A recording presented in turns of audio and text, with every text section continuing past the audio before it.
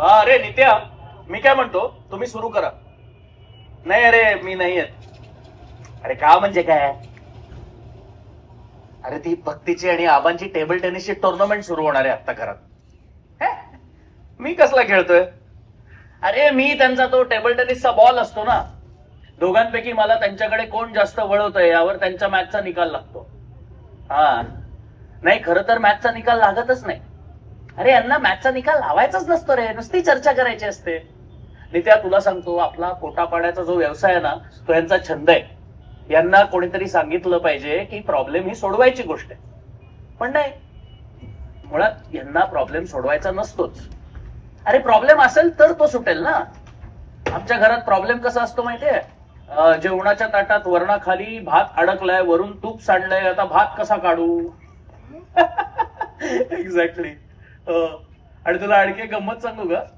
मी आता अशा कुचळक्या करत बसलोय ना, त्यातला बराचसा भाग माझे वडील आणि माझी बायको मागे उभं राहून चोरून ऐकतायत. तेव्हा ओव्हर अँड आउट. बाय. ऐकलत ना? चला उरकून टाकूया आपली चर्चा.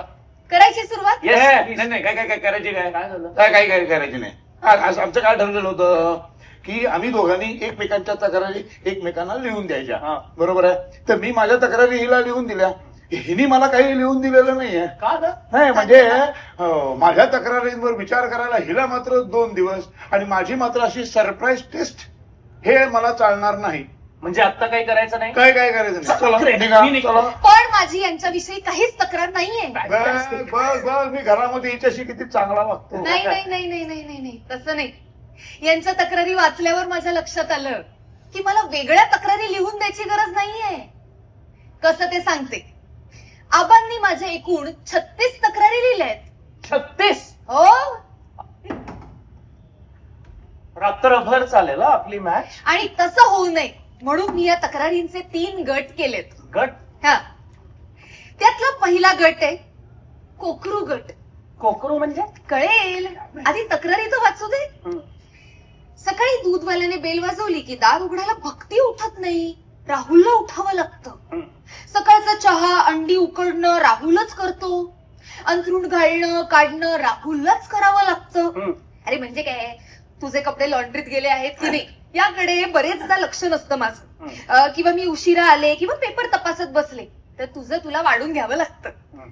मग हे भक्तीमुळे राहुलला, भक्तीमुळे आणखी 5-6 तक्रारी आहेत. तर ह्या सगळ्या तक्रारी मी कोकरू गटात घेतल्यात. ओके. यावर तुझं काय म्हणणं आहे? उगाच विचार केल्यासारखं दाखवू नकोस. विचार नाही करत आहे, खास सुटली म्हणून डोकं खाजवतोय फक्त. हे नाही, पण ह्यातली एक तरी तक्रार खोटी आहे का? नाही आबा, हे खोटं आहे असं म्हणतच नाहीये मी. मग झालं तर. हे सगळं खरंच आहे. हा. पण यावर तुझी काही तक्रार आहे का राहुल? अरे बोल ना, आता बोल. आता काय तिने काय तुला पासवर्ड घातलाय? मग काही बोलणार नाही का बिचारा, घाबरतो तुला. हे बघ, हेच ते. अरे यांचं तसं नाही. हल्लीच्या प्रत्येक बापाची अशी एक ठाम समजूत असते की आपला मुलगा म्हणजे एका डेंजर बाईच्या हातात सापडलेलं गरीब बिचार कोकरू आहे आणि ती डेंजर बाई त्या कोकराला भयंकर छळत असते. एकदा का ही समजूत पक्की झाली ना की मग मुलाने घरात काहीही काम केलं की यांना काय वाटतं, ही डेंजर बाई ह्या कोकराला छळतीये आणि म्हणून मग हे अशा कोकरू गटाच्या तक्रारी करत राहतात. मी काय म्हणतोय, माझ्या बाबतीतल्या ज्या काही तक्रारी आहेत त्या आपण नंतर बघू. आता त्याच्या तक्रारी उरकून घेऊ. हे ह्या का नको? अहो, नाही नको असं म्हंटल का मी आबा? मग? मी काय म्हणतोय, गणेशोत्सवात नाही का मिरवणुकीला आपण म्हणतो अरे लक्ष्मी रोडचा गणपती आधी काढून घे, कुमठेकरचे येतील मागणं, तसं. नाही बरोबर काय? नाही, बरोबर, हे नाही बरोबर करायचं. नाही. करायचं ना? नाही नाही, बरोबर, हे आता करायला पाहिजे. Okay, continue. उगाच काही गणेशोत्सव झालं.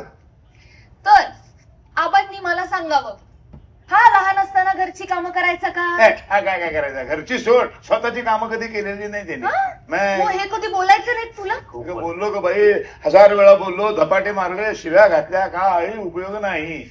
एकदा गंमत सांगतो तुला. एकदा याची आई माहेरी गेली होती आणि मला थोडस बरं वाटत नव्हतं, तर याने ना पोळीला चटणी वगैरे लावून असा रोल करून मला आणून दिला होता. ते नंतर कर, काय ती शाबासकी नंतर दे, आधी पुढचा ऐक. तर चटणी म्हणून याच्या आईनी फ्रीज मध्ये ठेवलेली मेहंदी ह्यानी पोळीला लावून मला आणून दिली होती. पुढचे 10 दिवस शेजार पाजारचे लोक विचारत होते काय आबा कुठे तोंड लाल करून आला ए गडा कुठले मग आता तोच माणूस जर दडपे पोहे करू शकतोय मग हे तक्रारी का करतायत हं? कारण ह्यांना माझा मत्सर वाटतो. अगं मत्सर का वाटेल वाटतो काय लग्न झाल्यावर पहिल्या 6च महिन्यात जेव्हा तू माझं ऐकून घरातली कामं करायला लागलास ना तेव्हा यांच्या लक्षात आलं की गेल्या 35 वर्षात आपल्या मुलाला सुधारवणं जे काय आपल्याला जमलेलं नाही ते मी 6च महिन्यात करून दाखवलं. अरे ही पराभवाची भावना यांना सहन करणं जड जात आहे ना म्हणून यांना माझा मत्सर वाटतो.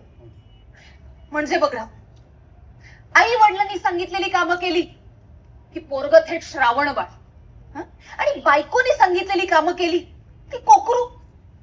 यांच्या या अशा तक्रारी ऐकल्या ना की मग मला राग येतो. मी भांडते पण भांडत जरी मी असले तरी जबाबदार शेवटी आबाच आहेत की नाही. नाही माझं काही चुकत असेल तर सांगा नाही तर पुढच्या गटाकडे जाऊया.